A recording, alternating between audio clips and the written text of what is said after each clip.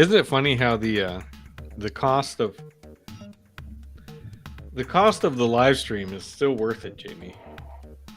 I love it. This is we've had this ongoing debate. Sorry, Eric. Mhm. We're live now, Okay. but in our green room, as Yeah. you've been to before. You've been to the green room. Welcome back to the green room. But good to be after your visit, I tried something different that basically Jamie flipped the table. I almost threw my hands in the air. And, really? Yeah. Well, I'm exaggerating. Basically, what Kurt's saying is, like, I might have flipped the table metaphorically, Mm-hmm. at which I really didn't. But Kurt felt like I did. And so at that point, Kurt, like, we got angry Kurt for just a minute. Like, there was like, oh no, it was sort of like, see the hair. It's like, you know, when like Lou Ferrigno became was the Incredible Hulk. You know, it was like, don't cross me. Don't. I was cross trying me on not Restream. to. I was like trying not to turn Hulk. Don't cross me on my deck. Jamie, Was I had a plan. Was this 162? Yes. Did Yeah, you feel the tension in 162? The edit's not out yet. Oh, I haven't. I saw 163. I thought so. That's why I assumed something happened in 162. No, we're in, but now we are 164, right? So we've done. Yeah. So 162 was not a live stream. 163 was a live stream. Okay. Yeah. This is a live stream. And your last visit was a live stream. Yeah. So okay. So anyway, 162 is kind of like a lost episode. It's not lost. It's not lost. It's though. recorded. It's just recorded, not but it's recorded in this other platform that supposedly is super fast. So we've had this super fast. No. He's misreading what it's meant to. I haven't yet edited it yet, so it's supposed to make the editing faster. Okay. It has not. When you don't edit something, it can't be faster yet, right? So yes. Anyway, we've had this fun little growing pain of trying to test out. I mean, we've done this for the past 6 years. We've tested out so many different technologies. Well, and part to part produce of it, this thing. Yeah, and part of it too was, I mean, honestly, Kurt was trying to find something that sort of made the editing a little easier, but also the thing that both of us would like to be able to do better. And I think it's just sort of, some of it's time, some of it's energy. And so if you have any thoughts, feel free to share. If you have time or energy. Is the like short clips, like we think that like there's some value in even it, like the like the soundbite kind of things, we definitely know that there's moments in a lot of episodes that we can grab those. We're just not using it, and partly because it's like, this is not a day job, The archives are loaded. The archives are loaded with hours of these things. And so, I've resorted at times to kind of try and make little mini clips, and then Kurt's tried to make mini clips, but it's like, we do it, and then it's, we kind of lose steam with it. So this software though, was supposedly going to make that super easy. But it still requires a human. Yeah, you still have to, and going through an hour and a half of audio for little clips is insane. Yeah. I mean, you don't have to necessarily make it sound better, Eric. You could be totally you can be totally critical about the whole process, but I appreciate your support. Yeah, well, but we've had thanks. We've had I mean, one of the since we're in the green room and we're not we're not out there shilling hardcore yet, is like if we can make some money selling some merch, stuff like that. Maybe we can afford to buy an editor or rent, rent time from an editor and have them sift through. See, what I've tried to, I agree with Kurt, but I'm on the flip of it where I'm, and this is the not good business person in me, is he wants to invest. Is no, is that we've got good content, right? And we've got a good base of people who know it's good content and like it. And it's just about sort of, cutting it up and kind of crafting that sort of, soundbite message so that it's that we can drop the influence pieces, because no one wants to buy in by listening to 5 episodes. That's not going to happen, right? So they want to get a taste of it and know it's good, and then be kind of intrigued, and then that's where we get the the advertisers. Well, we should ask those watching the live stream, right? At least part of the survey. There's a few watchers. I don't know if you can see the little ticker in the corner. That's the thing, dude. Like this is when we don't punt discount, out. Don't discount the people. No, not the people. This is where we talk to Restream. Like, for those who've been on our live before, we will tell Restream things, and then what was her name? Karen? No. Is it Karen that reads Restream that does stuff for us? I don't think so. Okay. It was something like close to that. But yeah, we haven't had an email from Karen.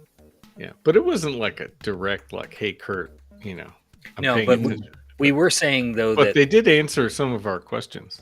They did. We were like, Restream. It would be. I know really Eric awesome. really cares about all this. It would be really awesome if we could have our own music and put it on a loop. Yeah. The only thing that I can offer is that group that I belong to up here, Architalks, really is an 1.5 hour long lecture, and we have trouble promoting an 1.5 hour lecture. So we actually hired people to film it for us, and they gave us these things called snackables, which were 60-second montages of the hour-long lecture. And so we had 4 of them, so we were able to use that to promote next year. And I don't know if it brought more people in, but that 60 seconds of seeing what the lecture is about, and I think people enjoyed, and that kind of seems like what you guys are talking about, that you just need this kind of video elevator pitch.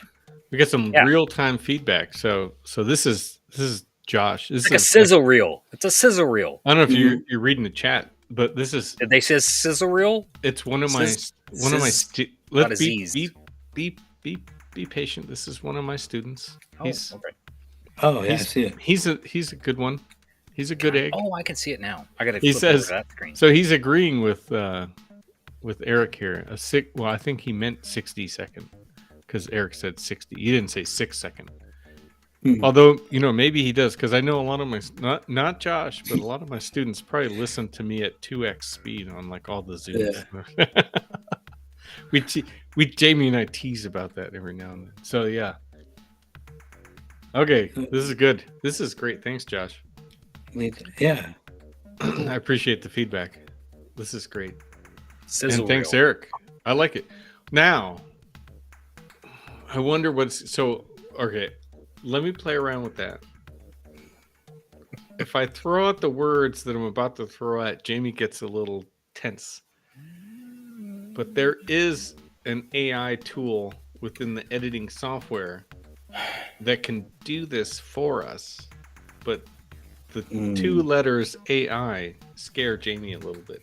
Well, because AI is kind of dumb. It's I mean, I admit AI. There are some bonuses, but the thing is, calling me dumb. No. But the thing is that we have to listen to the AI do whatever it let the AI go do its thing, and then we got to revisit the thing, curate, because there was that one time that AI totally screwed up episode where they were like, Well, was it AI or was it me? I'm blaming it on AI. Just let it. Because I don't remember. Let it be the AI. We have to go back to the record. Anyway, Eric's probably like, please, guys. Oh no, don't worry about me. This is great. Yeah. Well, thanks for joining us. To get a little more formal back into it. This was, this is about the pace that Jamie and I can operate in, as we've been kind of casually describing. But so we got you in beginning of Arkinktober. That episode is out, has been out. Is about halfway into October. So then we have a dark, maybe lost episode. Well, we have all this content being developed via Arkinktober, which was so much fun to interact. And I'm going to save some of this because, we're not in the episode yet. But, and then now Jamie and I have a couple more episodes that are in the can, as they say, that need to get edited. And now we're talking about editing and all the fun stuff. But we're glad that we were able to schedule you, get you back in here, and have this chat. Because, yeah, I mean, it was a flurry of activity for the month, and now you're back, and green room chat. We can talk about a few different things, but I don't want to spoil it all in the green room. So I'm going to hold. All I'm telling you is this one that we're going to drop. This one gets like the little snippy snip for the LinkedIn, for like, this is where we almost feel professional. So like, this is the editing things that Jamie's like. This is where I'm like the brain starts going, and I'm like, don't forget. Yeah. So. Oh, I did have a question for you guys with all the flurry of activity. You guys know Stacy? Yes. So, yeah. It was so cool. Like when I started sharing, when I started sharing stuff, she was like, "Oh, my 3 favorite architects." I saw that. I love Stacy. She was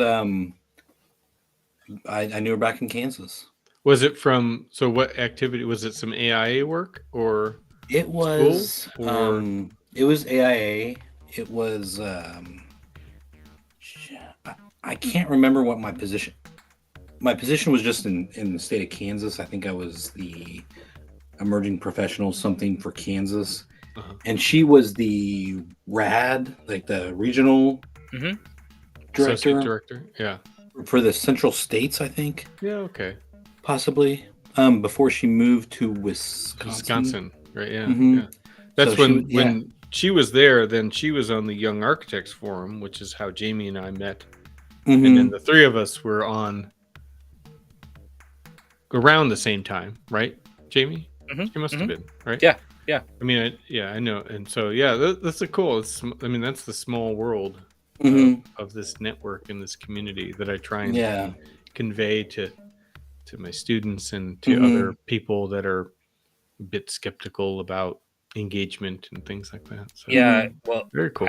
I have some news, Kurt, on the engagement and the fun stuff, right? So I went to my first, like, it's not the first meeting but it's like the welcome to the strategic council. Yeah, welcome to the strategic council. We're going to give you kind of a little bit of like, here's your on ramp, and then go really, really fast. It's like gonna. There's the fire hose. Oh yeah, it's crazy. But what was I didn't like. I think I knew this, but it didn't click in my brain. So at conference when like they give all the people the clicker, or it's more like an app, and you vote, right? So like you're actually a delegate and you vote, and like you're representing your chapter or whatever, right? Never done that. Never. They clearly do not want, my chapters I've been in clearly do not want me as a delegate, whatever. But never voted, right? Never voted there. Never had a board position at the state to vote. Never had a board position locally to vote. Like, it was always, if I was ever on a board, it was always ex officio, like, thank you for coming kind of thing. You might get your lunch comped, kind of thing. But thank you for your commentary. Be quiet now. Your mic's turned off. But so I get to this thing, and they're going through all the stuff, and they're like, "Oh, and at conference, you're also a delegate, so you have a vote." And so what's super cool too, as an added feature, is because I'm at large, like I'm basically representing everybody. Like at large. Yeah. So like I finally am getting to do exactly what I was like. I never thought I would. Do you feel like that moment when Clark Kent arrived into the ice cathedral? Yes. And learned that he's super. Yes. There's like a shard, and you're standing there, and you're like, and the dude shows up, and you're like, in the Fortress of Solitude. In the Fortress of Solitude. And you're like, Dad, you're dead, but you're here, and you're giving me all this advice. It's all real time. You get to vote. Holy shit, you're AI. What the hell? I mean, it's all full circle. Marlon Brando says it. Yeah. I can imagine. It was Marlon Brando, and then what? Russell Crowe? I mean, like, who picks these guys, right? Yeah, the new one. Yeah. Well, I'm thinking of Christopher Reeve times, man. Yeah, that's Marlon Brando. Yeah, you gotta go back. Yeah. Because that's Godfather. Great. That was the stunning. Oh man. Well, Jor-El. Hopefully, I wish more. I wish more of those times upon you. Yeah. Well, no, I mean, the surprise is always fun. I only want to do it right now, but it's like, I'm excited. It's fun. It was a neat surprise. Well, because you guys have to do in December, you have to go do all the changeover, right? All this appointments, all the changeover at National. Yeah. So, I'm sure there's more secrets behind the curtain. It's not like Skull and Bones, dude. I mean, but no, it's just the AIA.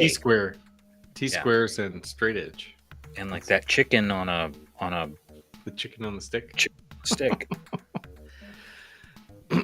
Oh man. So well, this is the most fun green room I think we've ever had. Because Eric's here.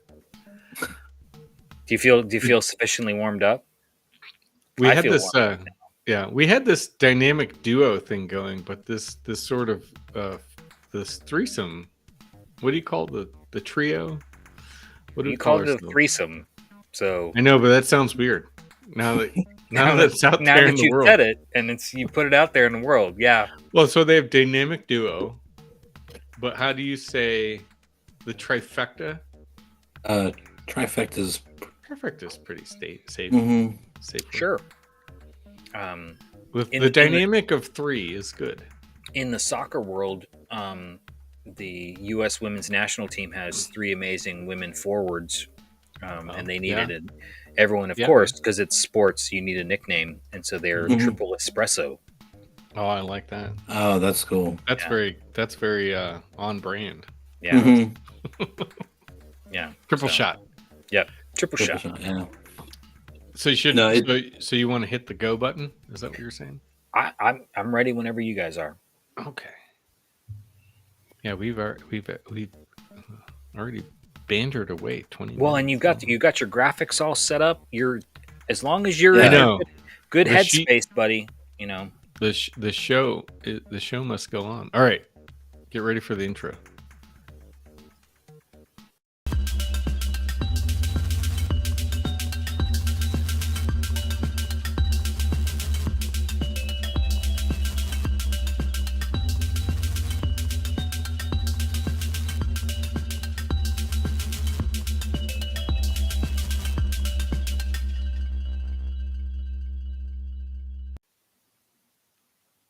Who goes first? I was going to say, welcome back, Eric. Let's welcome.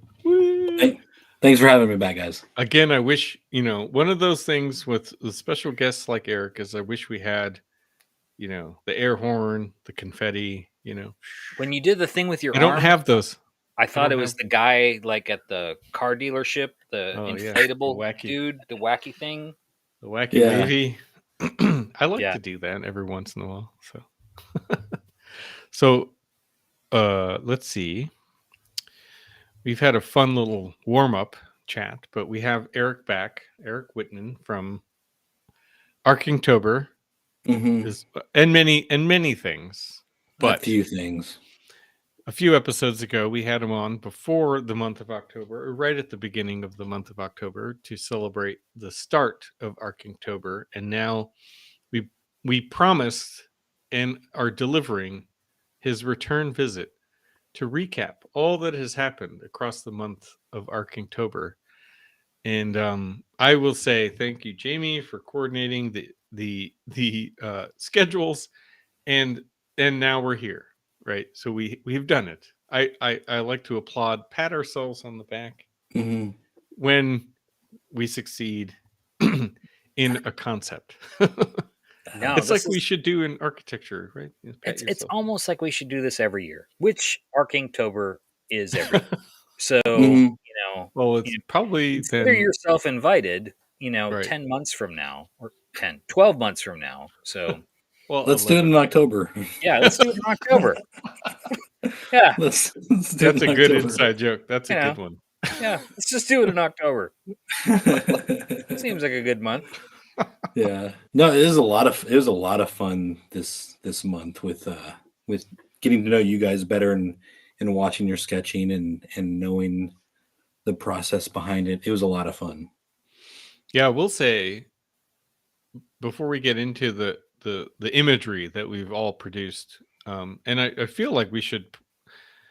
It's probably going to blow my brain up if I tried to pull in some of the other, but we can maybe try and figure it out, because it wasn't just us three sketching. There was plenty of people sketching. We do have a lot of the sketches to show of us today, but while we're talking, or you guys are talking, I'll try and sneak away and like grab some other images from the month, because it was great to see the range and the diversity and the reaction from the prompts. But also, I will say I feel a little tiny bit of from my perspective, a bit of this is the aftermath, right? A little imposter syndrome for attempting all the sketches in Gravity Sketch, because as I was producing these sketches in VR, I would think a couple of every once in a while, not every time, because it was hard. It was actually difficult in certain regards, but sometimes I sort of felt a little bit like, because I wasn't using pen to paper, right? So that kind of crossed my mind a few times, and I thought I'm gonna stick with it because I said so. But that aspect, I kind of missed it, right?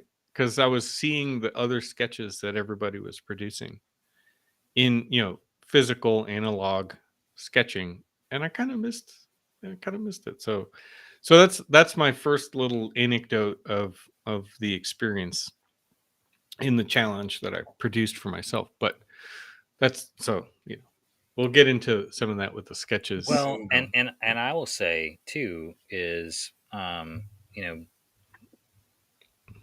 Eric, are you drinking the Coffee Sketch podcast coffee? Have you tried it?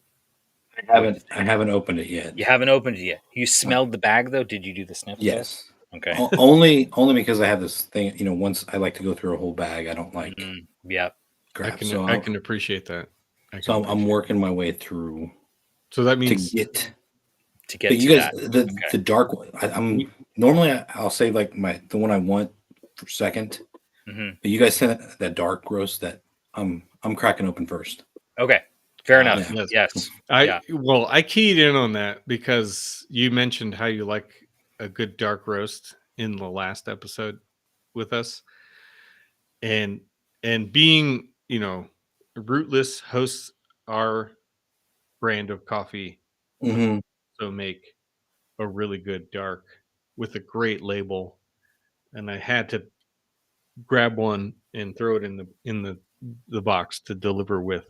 It's one of those things you just can't not do. So Yeah, I mean, it was also it's the month. It's October, so Mm. I mean, it's Halloween. It's It was that dark roast. It's like yeah, oh jumps yeah, off the page. So yeah. yeah. Very excited. Great branding. Great label. I'm the taste is the last thing I got to figure out on it. So I'm excited. Well, I'm sure you'll let us know. yeah, Yeah. We look definitely forward to report that. back. Yeah. Well, Will and do. and I got my care package from Mr. Kurt. So I have I like you. I mean, like you open up that and you got to work your way through that bag. So Mhm. I'm currently working myself through my one bag that I'm giving to myself as a gift after getting my care package.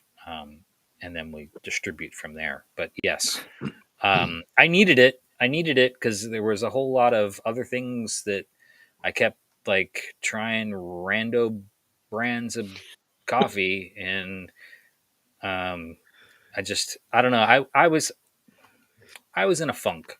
I'm gonna just say it. I was in a funk. You know, Like I was in a funk sketching, and Arkingtober brought me out of that. Thank you, gentlemen. And then and then I was also in a coffee funk too. It was like poor decision making. Like I'm in the store or I'm at a coffee house and I'm like, oh, I'll try that. Garbage, hot garbage. Like I'm picking all the wrong ones. Like just not, oh, that sounds interesting. No, you need to I've pass been on that there. one. I've been You there. know, Yeah. Don't beat yourself up. I've been So there too. A coffee slump. yeah, I was in a Yeah. coffee slump. Thank you. Yeah, I think Mhm. So I needed this. I needed this month, and then I needed my care package. For the sports analogy, right? The baseball players, if they're in the slump, it's got to do extra batting practice. No, you just switch. Like that's what I did. I learned that I could bat left-handed.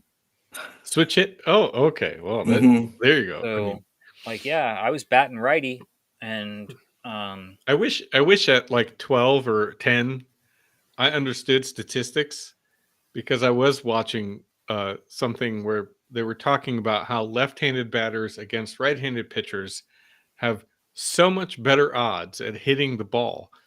But Mhm. at 10, who's paying attention to that? right. Yeah.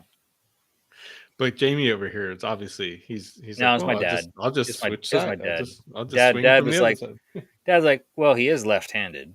So he told the coach. He was like, my dad was like the assistant, and very quiet. Dad doesn't, kind of, he's like, he's just there. He's helping out. Mhm. He probably had really strong opinions, but he wasn't letting them be known until like I'm in a slump. And then he's like, tells the coach, he's like, well, he's left-handed.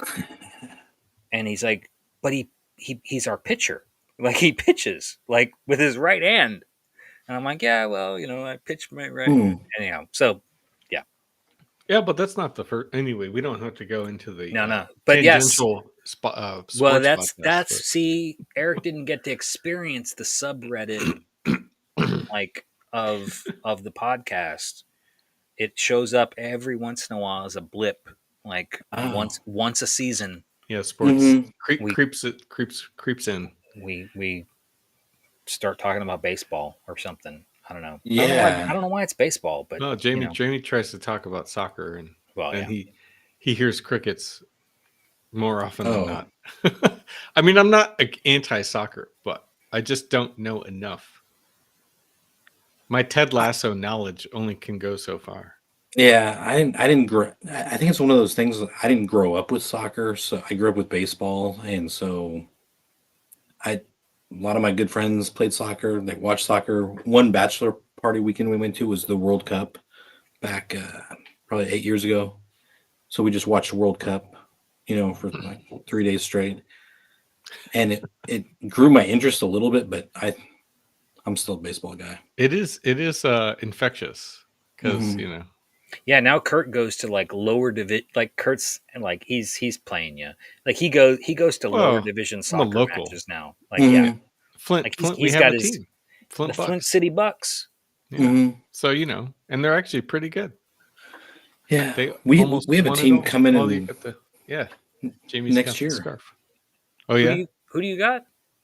The Portland Hearts of Pine. Oh, there you go. That's I'm a not name. sure what I I'm like not sure that. what league they are, but Hearts of Pine, they're starting up next year. I That's love cool. it.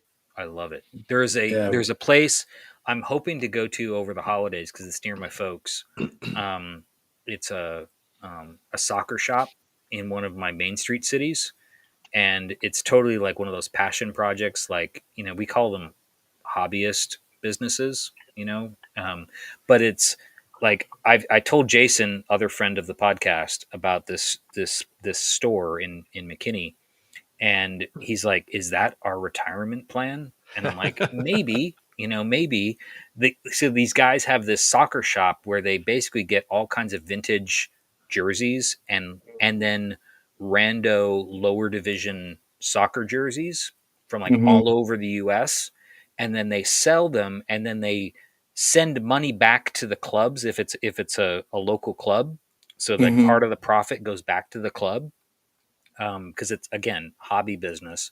Mm-hmm. And then if there is soccer matches on the telly, they will put them on in the store and then just drink beer and like watch soccer and maybe sell stuff. It just sounds amazing. Sounds Mm-hmm. like a great And retirement and, plan. and thank you guys for letting me like tell you my I retirement. like that concept. Yeah. I think we dreamed up a bunch of that in college. Yeah. So I forgot to mention, Jamie. Sorry, Eric. The Josh, who's in the chat, he's got that in common with you. He is a Canadian. My student that has been in the chat.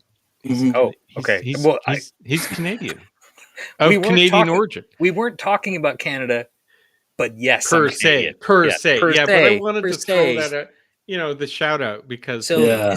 is this one of those things like, do all Canadians know another Canadians in the room? Is that one of the kind of things like we just know? I just like all my Canadian friends are good Well, people. you're going to have to ask Josh offline. I'm going to mention it right now, and he can tell you like if his family does this to him. So there's a thing amongst Canadians that like we basically try and point out people who are Canadian, like in the public consciousness. So it's like, you know, like if it's an actor or a musician, typically it's usually those subjects. Okay. And so it's like, you know, you don't necessarily know they're not showing as Canadian, you know. They might be a little apologetic, you know, kind of a little bit demure, but you know, maybe, you know, they might have some maple syrup just sort of dangling on their chin, kind of thing. But yeah, you know, we generally try and point out to folks, sort of usually as an aside, because we want to be polite about it. You know, hey, you know, they're Canadian. So well, we'll find out either in class tomorrow morning or on Friday afternoon. Yeah, we'll see. This was like the story of me growing up in the States. Mom would be like, "Well, you know, they're Canadian." It's like, okay, Mom, I didn't know that, but sure.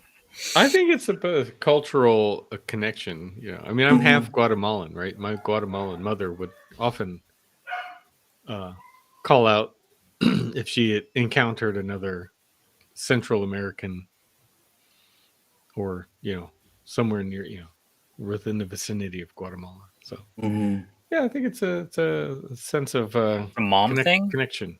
It's a mom thing, then. Well, probably okay. that. Okay. All right. Well, to be determined. Well, it's the pseudoscience of the Coffee Sketch podcast. Yeah. So aside from occasional sports anecdote and stats and statistics, we tend to get into pseudo sociological cultural phenomena. Yeah. How's that for a technical? That's good. I think that's good. Like, we try and be give the expertise on the coffee and the sketching, maybe architecture history ish, and then pseudoscience. Like, definitely pseudoscience. So we should probably move into the sketches, though, huh? Yeah. Is that a good segue? That's Eric. Yeah. Were you going to say something that I totally cut you off? Oh, only I was going to try to combine soccer and sketching a little bit. That like I am jealous of the mascots and scarves and uniforms and like the extra stuff that soccer fans have. Yeah. Much better than baseball or football. Yeah. Like the design, logos, like even the names of the teams. You guys got it. Soccer has it. Yeah. Oh, I mean, and the Good point. vocabulary. I mean, it's like, it's, yes. Oh yeah, definitely. I mean, I mean, for the artsy among us, it's definitely like, if you do like the sports, and the art stuff, like they're like, it's a Venn diagram, like soccer's in there, like, good stuff. So The confluence of all things good. yeah, and definitely can spend some money on a good kit. So All right, I'm gonna flash so I gotta change the screen. Bear with me. All right. We get it working? Yes. It's really cool. Okay. Yeah. So yeah, this is pushing the brink of Kurt's technical capabilities on live stream. But yeah, so on the left, and that, like I said, so on the left is Eric's. It's some of Eric's, and I can scroll, and hopefully that'll transition. And then in the middle is mine. No preference made. And then on the right is Jamie. And so, as a good Instagram feed is, there's some intermittent life in between the sketches, but we do have a good cluster of sketches here. So I don't know. So now that we have it all on screen, I don't know how you guys want to tackle the conversation. Well, I was going to say, to begin, quite impressive. I mean, to begin with, I'm going to let the instigator like lead us on this little journey. But I do have one question for Kurt, because I know Eric is wondering this about both of us. Did we figure it out? Oh, right. Yeah. I definitely wanted to not miss that. And for a recap, so Eric, can you explain like last year, just for the audience's sake, sort of last year's discussion, and then sort of if folks have listened to part one of this sort of two-parter, they will kind of know about it a little bit. But if you could just sort of talk a little bit about like last year's development of the theme, and sort of our bantering about it, and how close you thought we were getting, which we were getting close. But yeah, can you just talk a little bit about that before we start diving into this one? Yeah. So really quickly, this is year 7 for Arkinktober, and through the years, to have fun, mostly for me, I would hide themes in it, and it started small with rock, paper, scissors was the first 3, and then was it last?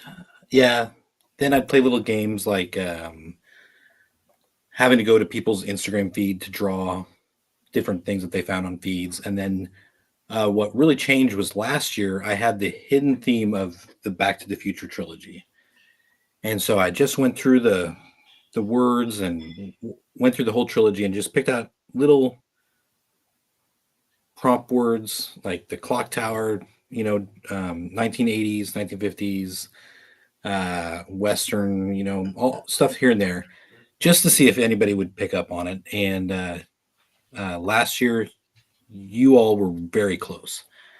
You talked about Back to the Future. You drew DeLorean, I believe, but you never really said it was the hidden theme. But it was very fun to see what branched off of that.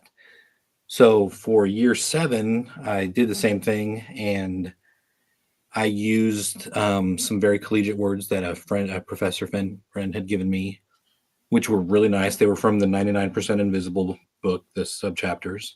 Very nice, words that I felt like people could expand upon and draw on. And then I balanced that with the top 10 Gen Z words that Gen Zers use, like chuggy, drip, Riz, No Cap, Goat. And so that was kind of fun. But I did have a third theme in there that I kept hidden because I wanted to see if you guys could find it. And I've been dying to know if you found it or if Kurt's students discovered it or if anybody told you what it was, because to me it was very, very obvious. But I don't know if you found it. But excuse me. Let's see.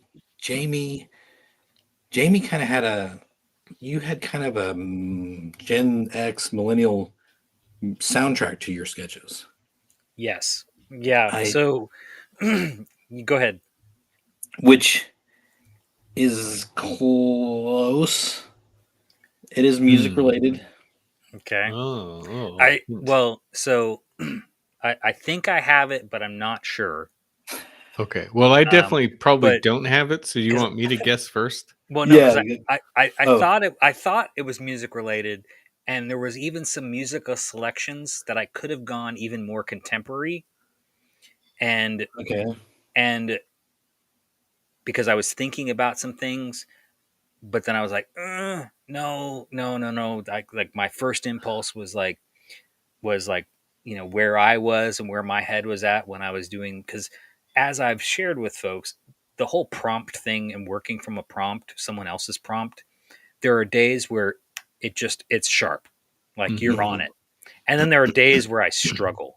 And so there's one or two of those instances where like I'm a day off. And so I'll do two in one day to kind of catch myself up.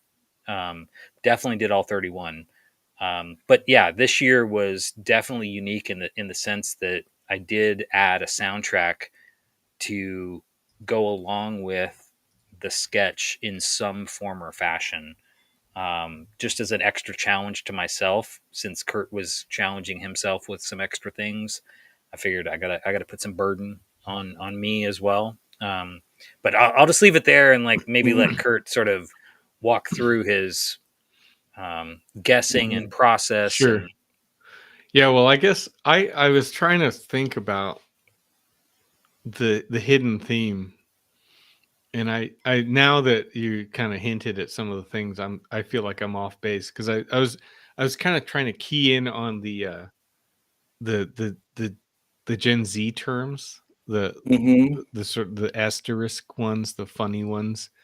Like chuggy, it's a vibe, mid. So my guess was going to be that if you isolate those words starting from small to Riz, they tended to get more positive from the beginning to the end of the month. Like they were like, instead of trying to sound like they were, like disses or negative words, that they were kind of like building to something better. So that was going to be my guess, and I was just trying to key in on those words, not the whole set of words. So I feel now that you've hinted at that, I feel like I missed it. No, you're actually you're about half of it too. Oh. Well, that's the fun part about that's what makes this even more fun as that's really series of prompts is the puzzle. Yeah, that's baked in. I would say music is half of it, and the Gen Z vibe is half of it too. So, oh man, you guys both have it. You guys are skirting around it, so which is awesome. Well, that's definitely made it fun for me. And so I don't know, Jamie, do you have any more guesses now that I put that piece to the puzzle? So, also knowing that you're from Kansas, does that have anything to do with it?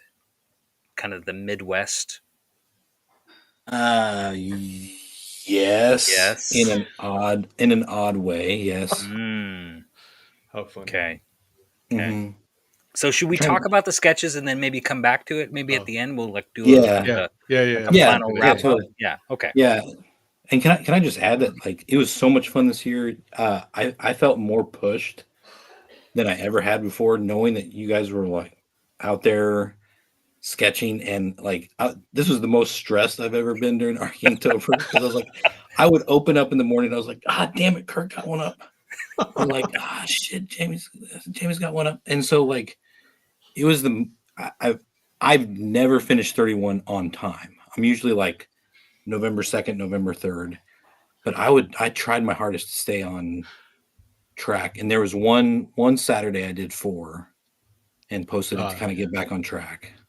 But it was, yeah, you were I was like that too. Yeah, you were on fire. I mean, you definitely were on fire. I could see that, you know, and that's the thing is, I mean, I've joked about it with, you know, how some of the coffee sketch kind of concept even started before we had a podcast, and it was, you know, it was that sort of opportunity to have somebody who was expecting a sketch from me, you know, every morning, you know, to kind of, you know, that check in. And, you know, I'll share this just kind of quickly is that, so earlier this week, I was in, or I guess end of last week, I was in College Station and got to see one of my mentors, and he's retired now, and went over and visited him at his house, and he just was like, everything okay? You haven't posted any sketches in a couple days. And so it was like, you know, you know, I don't expect everybody always to kind of react or sort of, you know, like, or, you know, but to know, and others have sort of said that to me, you know, over the years, is that they always appreciate the opportunity to kind of see the sketches pop up. They don't always react to them, but it helps them think about things, or, you know, inspires them to do it too. And you know, I guess just sort of knowing that folks are enjoying it has always been sort of fun for me, and kind of an added bonus. I mean, I do it totally for myself. End of the day, I'm doing it for me. But knowing that other folks enjoy it has always been kind of extra special. Yeah. And I think you started off, Kurt, by saying like you felt that you felt like imposter syndrome. Like a little bit by I feel the complete using opposite. pen. I feel the complete opposite. Like I loved seeing what it was. It was something so different. It was something new, something fresh. It was I never knew what to expect. Color wise and like form wise, like it was very cool that you were kind of all across the board. And it's almost like a to compare it to Jamie's. Like I like Jamie's because Jamie's is like, you see the book, you see the pen, like there's no there. It's like true sketchbook. This is what he's created. Like mine, I Photoshop. You know, I white balance and contrast the crap out of it to kind of create this image, this black and white image. So kind of my pencil markings go away a little bit. So I felt like I was in the middle of you two, where Jamie has like this book, pencil, coffee. It's very true and very honest. And then yours is like all digital and all in some other realm. So I liked those two things. I liked opening up Instagram and seeing those two different things. So I don't want you to feel like an imposter, because it was really cool to see what you came up with in a completely new form. Oh, well, thanks. Yeah, it was like I was saying, I forget if we were chatting about it in the intro or in the pre-show, but some days it felt like like Jamie was just saying, like it kind of synced up pretty well with some of the technology, and like I could kind of execute something, and the fact that it was 3-dimensional in VR, I think added that extra layer of detail that could be embedded into the concept. And then there were some days, yeah, for sure, that sort of like a little bottleneck occurred. And then like you, Eric, I had probably a couple of moments, because there was some travel mixed in the month of October that I had to catch up. And for full disclosure for all those listening, I didn't quite make all 31. I got real close.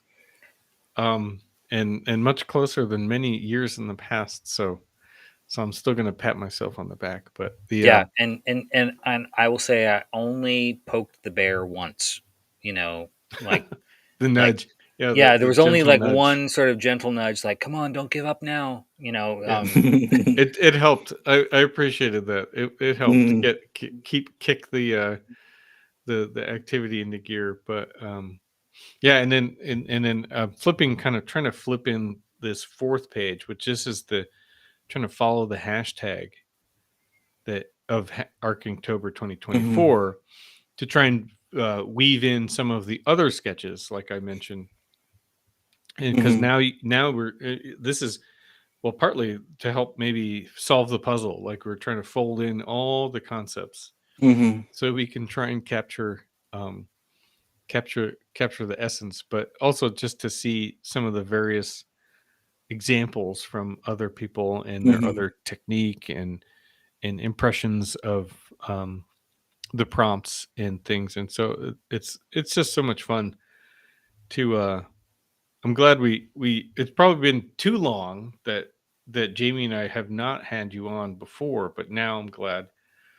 to have gotten you on here and kind of do this level of recap, because mhm, it's just fun. And I know you've been listening to the podcast for a long time, and Jamie and I uh, have talked about in the past year.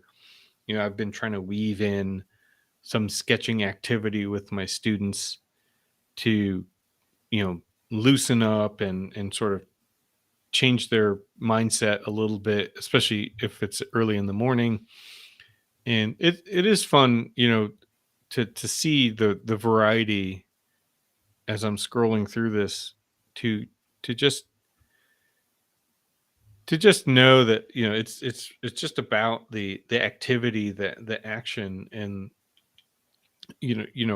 regardless of outcome or a, an attempt at a technique, the act of sketching and using your hand mhm, or body, I guess, in my case. Well, and But and yeah. I don't know, Kurt, if you've noticed or not. And Eric, I don't know if you know him, but if not, you need to start following him.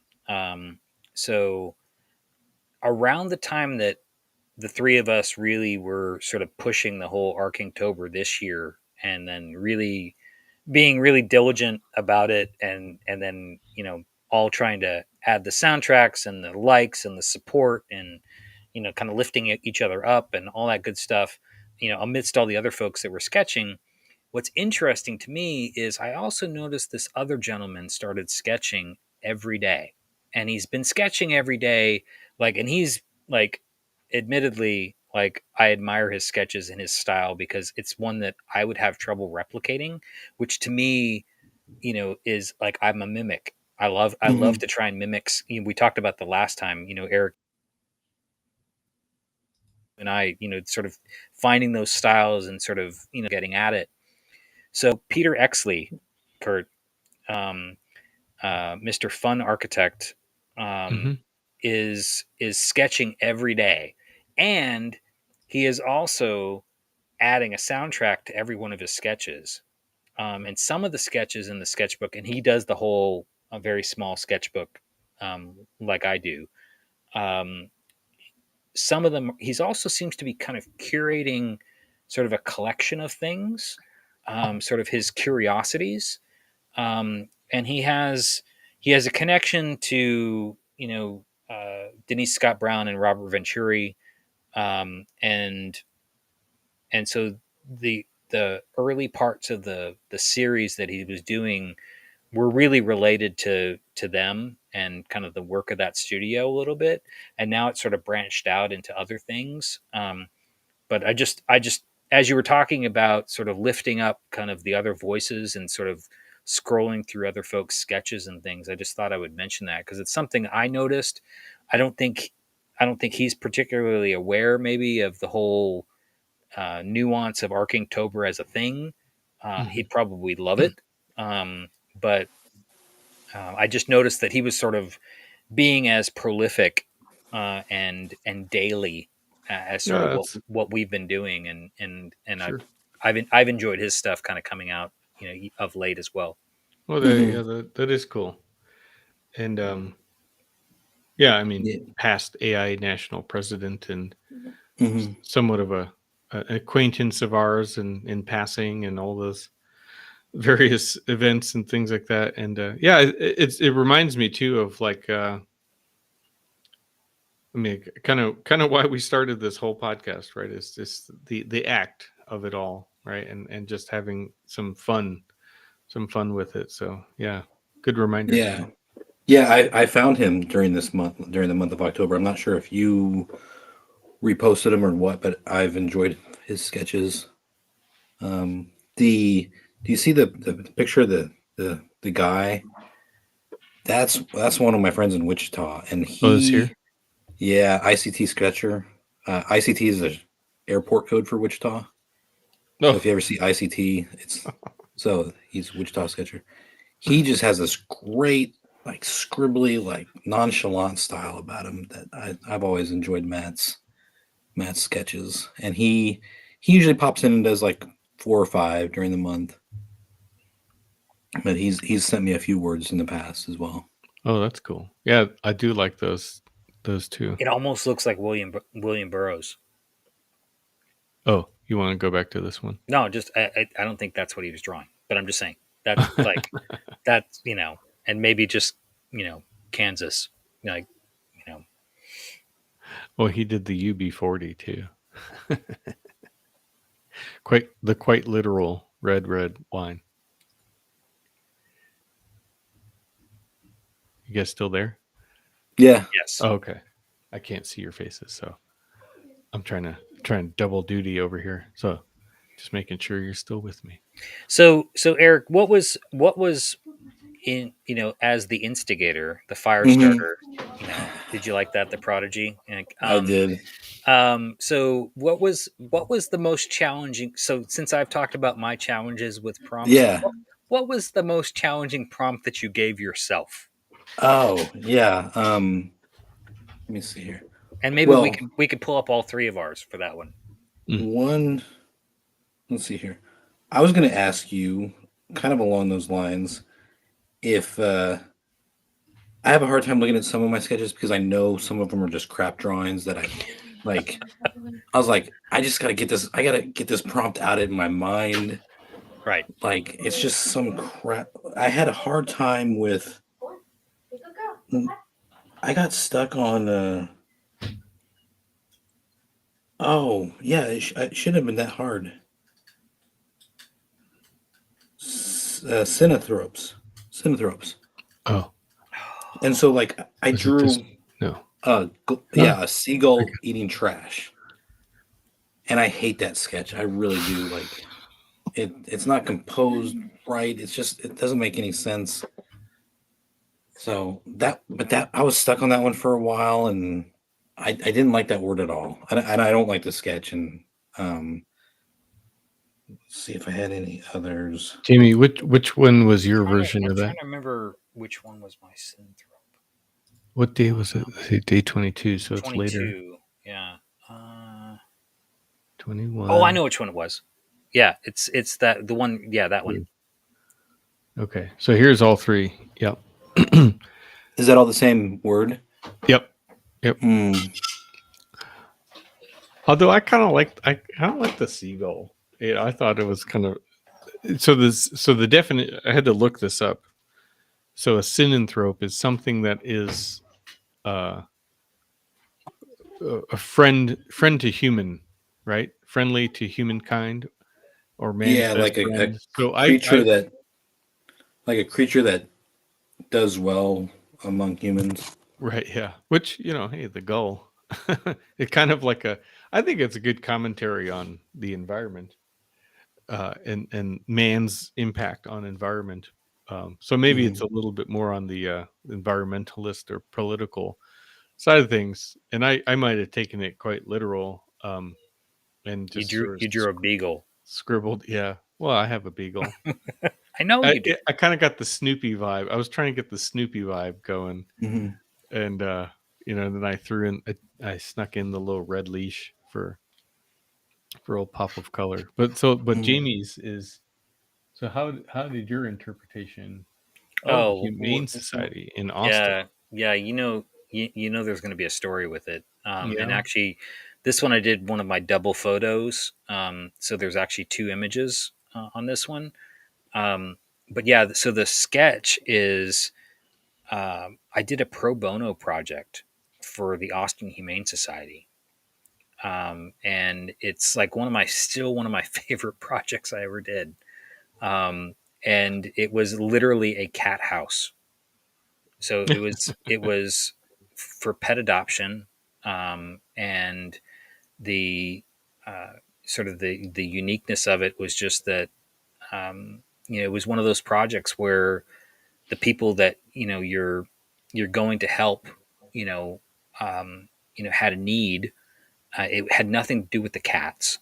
That was the whole thing. It's like the pro bono aspect of it was one of the partners in the firm that I was at had gone to like an auction or like something like that, and was sitting there talking. It was an art auction for the Humane Society, and make a long story short, they're hearing sort of the woes. Of course, you hear the term architect. Someone, oh well, you're an architect, oh, and so they start hearing the woes of their building, and the partner comes back to the office the next morning and says, I think we should maybe donate some time to the Humane Society because they need some work on their building. Maybe we can connect them with a contractor. Maybe we can help them get better air conditioning and some better lighting. And it was all like all the mundane things, necessary, but all the kind of mundane design and architecture things.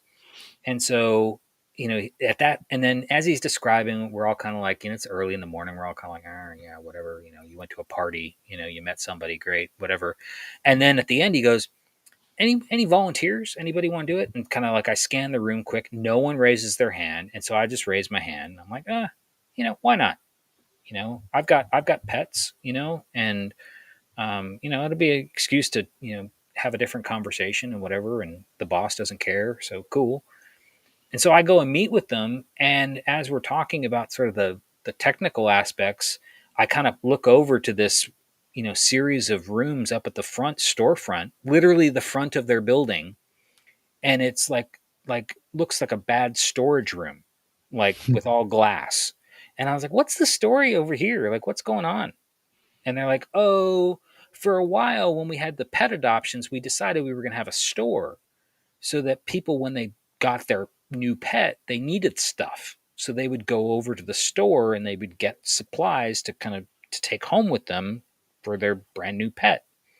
And it just never worked out. Like we never had enough volunteers, we never had enough supplies. We really shouldn't be a pet store. We should do what we're I was like, yes, Mm-hmm. all these, you're thinking, yeah, all this makes sense. And so the room ends up being sort of this junk room at the front of literally at the front of their building.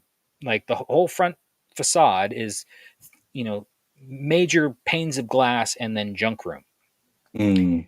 And so I was like, have you ever thought about turning that into maybe like an adoption area? So, you can see the animals up front. Maybe some of them could live up there, and kind of sort of sell the product, so to speak. And they're like, well, what do you mean? And I was like, well, what if the cats lived up there? Because if they're healthy, they'd probably love it. And they're like, that's an amazing idea, no one's ever thought of that. And I was like, well, can I draw it and design it, and we can maybe do it as all part of this project if I can make it the budget work. And they're like, would you do that? And I'm like, sure. And of course I am totally pulling stuff out of my ass, at this point. Mm-hmm. But at the same time, it's like all this stuff is like, it's all, gelling in my mind. Like, this is the way this project really should be. And, it's going to help them even bigger in the end, especially if we're going to, leverage contacts with contractors and suppliers and this and that to make this project work for them on just the technical side. And sure enough, they loved the concept. They even one of their donors loved the concept and put a little bit extra money behind it. Um, and so yeah, it turned into this amazing adoption room for these animals right at the front of their space. And yeah, so and of course I set Porno for Pyros Pets as the soundtrack for this one. So, you know, Oh, that's actually really good. It's kind of funny because then who's the pet? Is it the human or the cat? well, and if you listen to the song, it's really about the aliens coming and viewing us as the pets. So, you know, Yes, yeah, yeah. Jane's Addiction side project,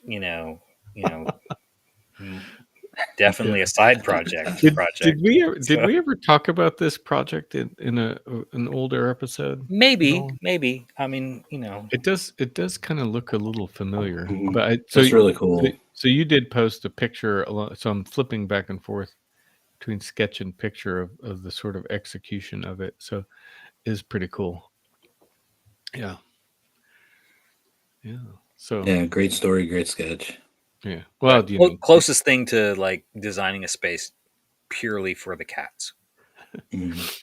Yeah, that's kind of a rare condition of So that's my architecture. synanthrope. That's my interpretation. That was my jumping off point. So Yeah. Well, What about you guys? Did you guys have any hard words or good one. ones that got you stuck? Ones that you cussed me out on? Oh, you know what? I'm gonna say this one, hot, for me, is my least favorite. This and I was basically frustrated, and I was like, well, it's it's it's it's breaking the grid, so therefore it's Mhm. becoming something else, and therefore it's hot. I don't know. Yeah. That one's I just couldn't wrap my head around a concept to execute. Mhm. And so my technique was to like, well, let's show the shadow in there as well to sort of represent some semblance of three dimension three dimensionality to Mhm. this thing, that at least there's that. Mhm. To be honest. So there's that. Yeah. So what about Jamie? I don't know. Did you have well, another? Eric made me realize that I'm not reading as many books as I need to read. So my vocabulary has gotten weak. Um, and I felt bad because it's like I see these words and I'm like, I know what that word is. And then I'm like, do I know what that word is? And then so like I have to go look it up. And then I'm like, yep, I had it right, but I didn't even trust my own gut. And the first time that happened was day 9, accretions. So I was like, I know what accretions Oh, I is. I think know that it's word. And then I'm right. like, I don't know if I know that word. And I had to look it up and I'm like, oh, okay. And then that got me on this like terrible spiral of pulling books off my bookshelves because I'm like, well, what other like, what words and architecture theory and great books and things. And so yeah, it was like that one put me in a crazy spiral. Um and I'm glad it did because it's made me like pick up a few more books that I needed to read on my list. But yeah, that one, and but at the same time, I love the sketch. Like as much as like I hated the word and the whole experience of getting to where I got to, and it took forever. I do love the sketch. Um, I don't know if both of you know the book House of Leaves. Um, um, Mm-mm. No. You're more well read than you think. yeah, so find it. Um, it's when did it come out? So anyways, so I'm gonna I don't I forget his last name, but his first name is Daniel. It's like Gladileski or something like that. Anyhow, so his sister is Poe, like the musician Poe, and so she like one of her albums is all about this book that her brother wrote. It's like, and the book is about their family and their father and sort of his weird relationship with it. And it's a little bit sort of fantasy, sci-fi, but it's about a house, so there's an architectural component to it. And it's so a lot of architecture nerds and friends, we all kind of found this book, kind of all at the same time. And then also kind of like Poe as a musician, sort of, and she's got a sort of haunting voice kind of thing. And anyhow, it all kind of meshed at the right time. But when you start to dig into this book, there's these interesting layers. And so if you go to any of your half price bookstores or kind of, resale shops and always go and try and find House of Leaves. So go and try and find a copy of it. If there is one on the shelf and you open it up, it is an incredibly dense, hard book to read. It's like the pages are all the fonts, the whole typesetting, the whole thing. It's very, very difficult to read as a book. But there's also different versions of the book that are out there where the ink changes color. And so there's some aspects of that are tied to the story. I won't get into it all, but it just, this layering, these accretions, this layering of space, this layering of this kind of novelization and the music and sort of this, this portrait. So it's a lot of different things, and that's sort of where I ended up with it. But and I even to the point was, as I was going through my, like, when I started pulling books off the shelf and looking at things, I was like, I remember making some notes. Sometimes I will make notes and slip them in some of my architecture theory books to remind myself of other things that I've read, sort of to tie it all together. I forget that I put the papers in there. That's really smart stuff from Jamie. But in one of those instances, I had discovered that someone had done a thesis project on House of Leaves.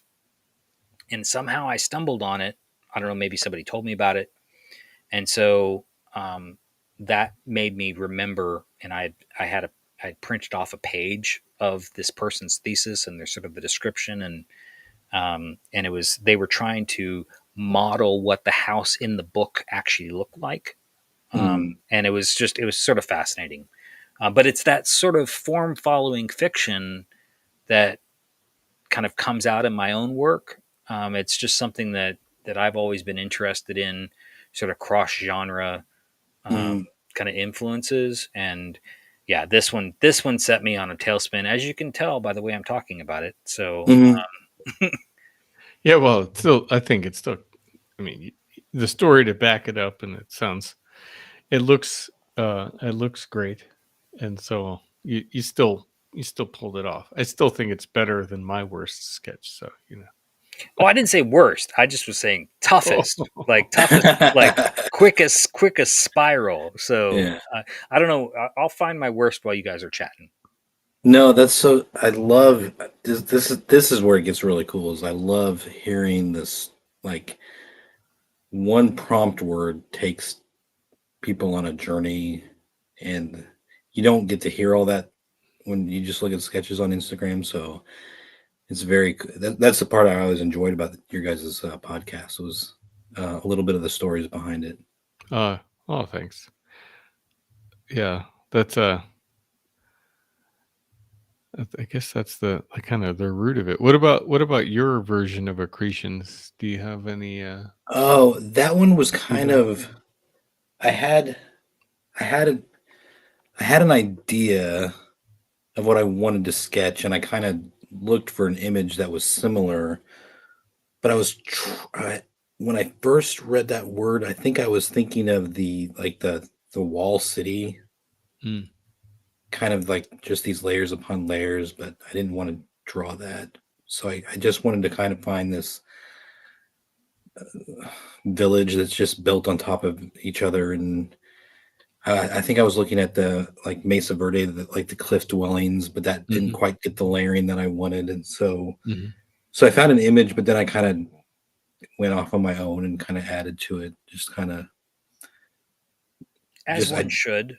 Yeah. Yeah. It does kind of remind me of like a, like if you look down the PCH in Malibu, you see these sort of stilted homes all crammed together. And then it's also with the similar walled city concept, sort of favela town in, Brazil or something like that, which would, totally lend itself to accretion, right? Growth over time and additive versus subtractive or curative or something like that. So, I think it's a good one. That one was fun, and it kind of reminded me of, I think last year I did Dystopian, which was kind of was a fun thing to draw. I enjoyed drawing that one last year. Oh, camo. Yeah, well, Jamie's a pro at the dystopian scapes. Wow, I mean, we wade into that territory a lot, like, which is a welcome lot to of fun my mind. because it's a lot more. It's a lot of fun to. We'll have to do we might try and sneak you back into the podcast just to have a one time sketch off and then have a conversation about it, just because we could do dystopian again and have a real go at it. I figured out. I remember which word it was that was really super hard, and I like, to the point where I like kept saying the word out loud to myself, and it was just like, come on, delineations, like that one. What day? Delineation, and then also designation, like those two. Like the designation one was just like, yeah, that one. Whew. Like, I think I gracefully skipped that day. I just, I struggled. I just was like, and it was, I think what I finally settled on was just like, Kurt in an earlier version had mentioned something about UNESCO and, sort of, World Heritage sites. And so when that sort of unlocked it for me, at least from a designation standpoint, I was like, well, it's a, if there was a bucket list of Jamie's places to go, I do want to go to Egypt. I've not been to Egypt. And, I think that sort of the 7 wonders of the world become, that designation that it's like, yeah, that's it. There's only 7. But yeah, that's sort of where I landed, but gosh, it took me a long time to get there. And yeah, it just, I think that was the one word I think that was maybe, that or delineations. Delineations, I was like, I'm stretching on that one. I was also traveling. And so that might not helped, but yeah, at least you didn't cop out like Kurt and just call it too hard and not do it. So you created something. Yeah, no, I agree with you. Those 2 words gave me a fit. I was struggling for sure, and obviously, like I said, I didn't come up with anything, but I'm glad Eric did. So I would appreciate either one of you like telling me what you think of my delineation sketch, because like I said, like it took me a while to even get the idea, and then I felt like it was like I'm totally talking to myself in kind of coming up with this concept. So you're referencing the Nirvana "Smells Like Teen Spirit" on the right-hand side, right? The cheerleaders. So then how is it include the left-hand side? Oh yeah. Yeah, it's the whole thing. Well, the reading of delineation, I guess I definitely struggled with that. Let's see. I think this is the same. No, that's designation. This one was delineation for Eric. So delineation. What's I can't even think of what it was manifest as.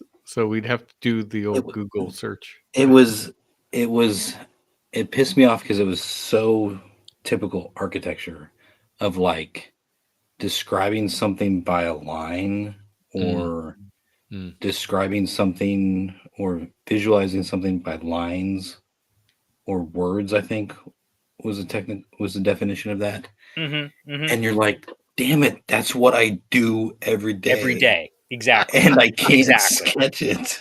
Like, yeah. Like pen in hand, staring at a blank page. This is what I do all the time. What are you talking about? So that's why that one was frustrating.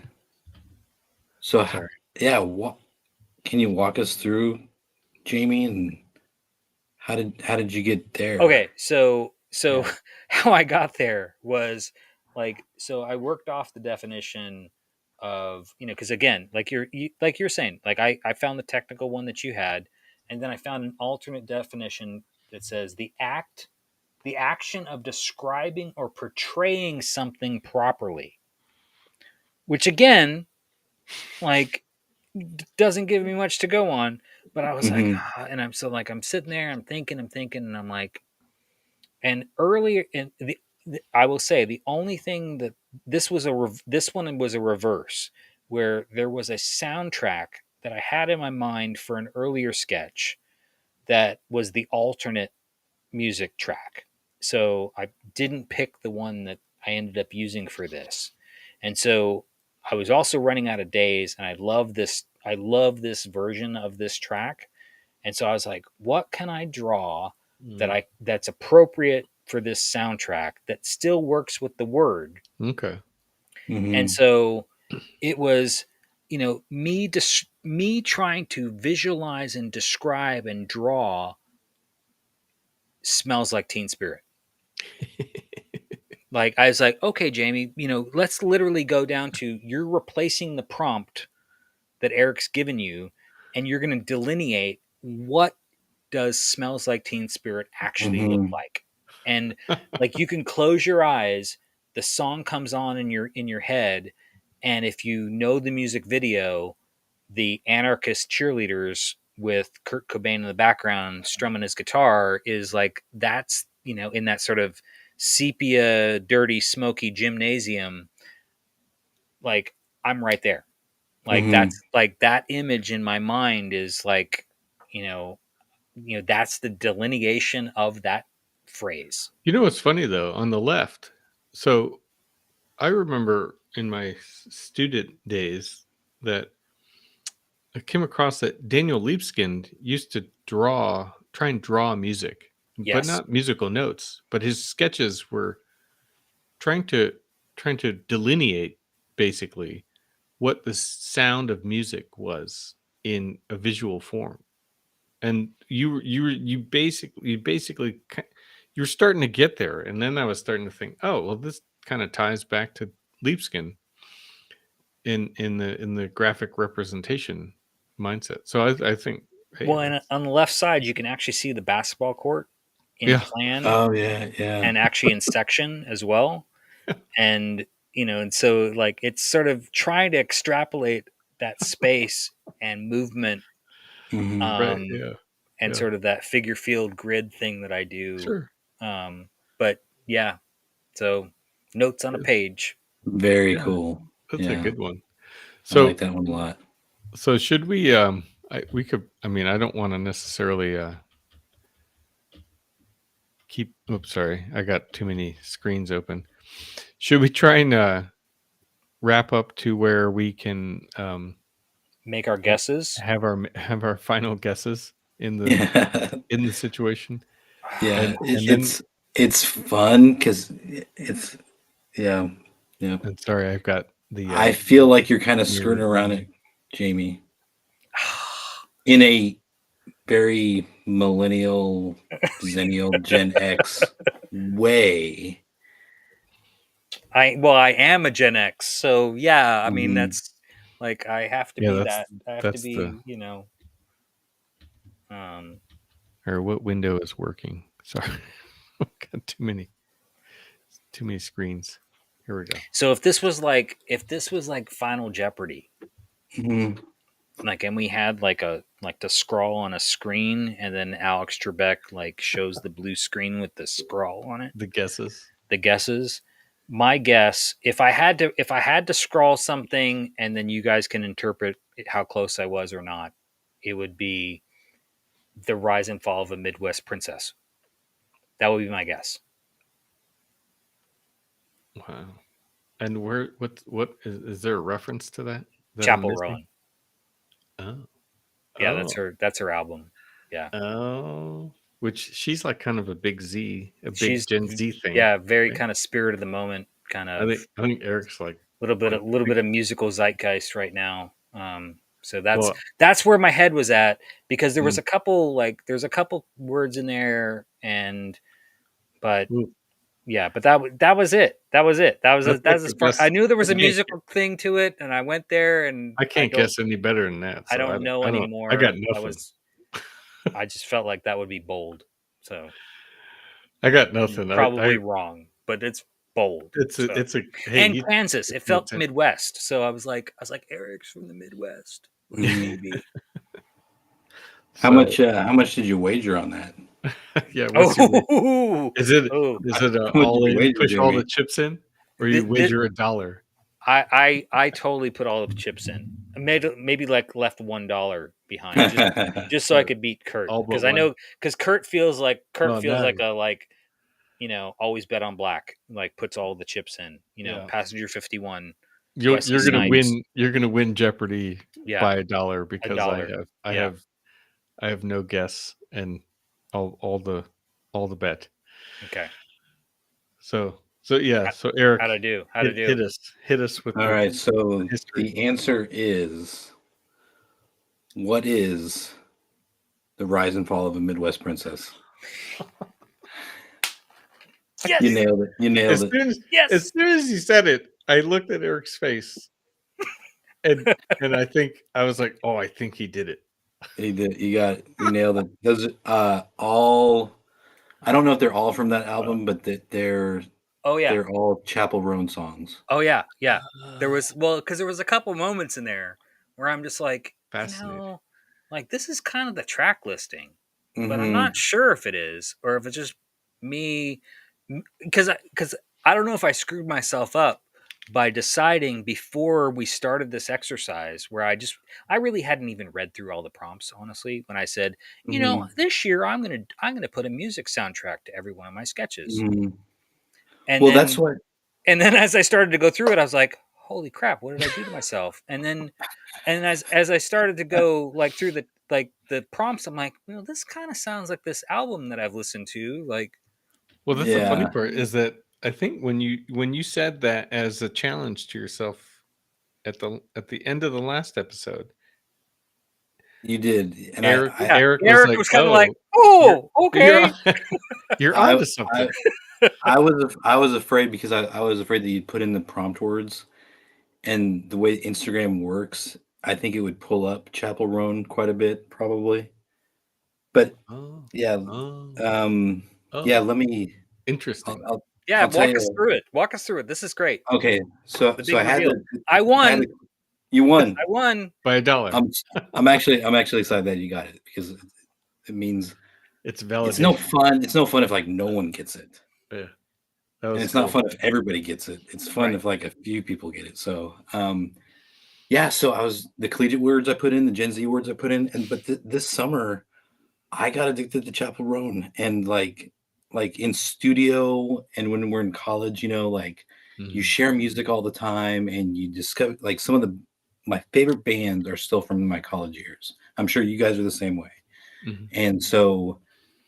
And then you kind of get into the real world, and I just don't get music as much as I used to until this Chapel Roan album came out, and I flipping love it. Like I love every song on it, and I haven't liked a singer or artist like this for a long time. And so I actually like listened to her Tiny Desk concerts and all this, and she was talking about how her one song, Supersonic Ultra Modern Girl, she was looking at an architecture magazine, and the title of an article said super modern, ultra modern house or something. And that's how she came up with the title of her song. And I thought, oh, I'm going to turn it on Chapel and use her words to create architecture. So Red Wine Supernova. Oh yeah. Super graphic, ultra modern girl was ultra modern. Hot. And then the next prompt was to go. And then naked in Manhattan. I used Manhattan as a prompt. Did I have California? Yep. California was on there. What else was on there? I can't believe you figured this out, Jamie. You nailed it. You nailed it, Jamie. I mean, I can, and I can't at the same time. Rise and Fall. I mean, it's literally there. Manhattan Midwest was for the Midwest Princess, and she's from Missouri, I believe. I think she's from. I mean, she's not too far from Wichita, so I thought that was cool. It's all those states. Yeah. Says the Canadian. Casual is her hit song that came out, and I think that might have been it. And then I actually had one on there from you guys introduced me to the She Build podcast. Oh yeah. So I had Norma Merrick Skolaric on there. Yeah. From one of their podcasts. So. Great. So yeah, good one. You got it. Nice nod. That'll be fun. Because we'll have to catch them up on the conversation. Mm-hmm. Well, that's exciting. You normally win anything. Yeah, Jimmy's. I wish I had a prize for you or something. It's like, man. Well, coffee probably wouldn't hurt. No, that's good. Cheers, guys. That was fun. Yeah. Yes, very much. Yes. Thanks. Give the mug. Yeah, thanks. This has been fun. Hopefully I'm not in the doghouse for having an extra long episode, but we're good, right? I can't that was the worst. I'm gonna clip that little bit out because that was not very great ending there. So he's not gonna clip it out. It'll clip. Clip. He won't clip it out. It'll clip. Yeah. So thanks for having me on, and thanks for introducing yourselves and getting to know you guys. And it was so much fun this year to see your sketches and hear the stories behind it. It was a lot of fun this year. Hell yeah, good stuff. And more sketches to come. I will agree with that in the sense that I enjoyed the challenge, and I'm gonna keep sketching. Maybe go back to a little bit of analog too, because that's fun. The gravity sketch was fun. Got me into. I learned a little bit about it, and as far as a tool, as software. But yeah, the aspect of just trying to do a little bit every day was the most fun part about the whole thing. And and making better friends with you, Eric, and we'll try and catch you in the real world at some point. Oh, for sure. Yeah. At the Maine road trip. Yeah. Like, it's a good you're kind of entering a season that you don't want to come up for. Oh, I know. Fair enough. Maybe till May. Yeah. I mean, guys, it was like 83 degrees today. So, I mean, but I keep hearing that there's a cold front coming. So, I don't know. We'll see. Yeah, it might go down to 60. We'll see for Jamie. But yeah. All right. Oh, I got to do the old tee up the music, right?